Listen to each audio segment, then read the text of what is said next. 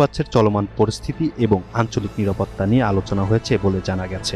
এর আগে ইরান 2026 সালের ব্রিক্স ইয়ার ভারতকে আহ্বান জানায় উপসাগরীয় সংঘাতে যুক্তরাষ্ট্র ও ইসরায়েলের ভূমিকার বিরুদ্ধে জোটের পক্ষ থেকে শক্ত অবস্থান নিতে। বর্তমানে ব্রিক্স জোটে রয়েছে ব্রাজিল, রাশিয়া, ভারত, চীন ও দক্ষিণ আফ্রিকার পাশাপাশি মিশর, ইথিওপিয়া, ইন্দোনেশিয়া, ইরান এবং সংযুক্ত আরব আমিরাত। তবে নয়াদিল্লিতে অনুষ্ঠিত এবারের বৈঠক শেষে যৌথ ঘোষণা দিতে পারেনি সদস্য দেশগুলো।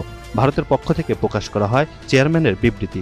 সেখানে বলা হয়, মধ্যপ্রাচ্যের পরিস্থিতি নিয়ে সদস্য রাষ্ট্রগুলোর মধ্যে মতপার্থক্য রয়েছে বিশ্লেষকদের মতে। বৈশ্বিক নানা ইস্যুতেই ব্রিক্সের অভ্যন্তরীণ বিভাজন এখন আরও স্পষ্ট হয়ে উঠছে।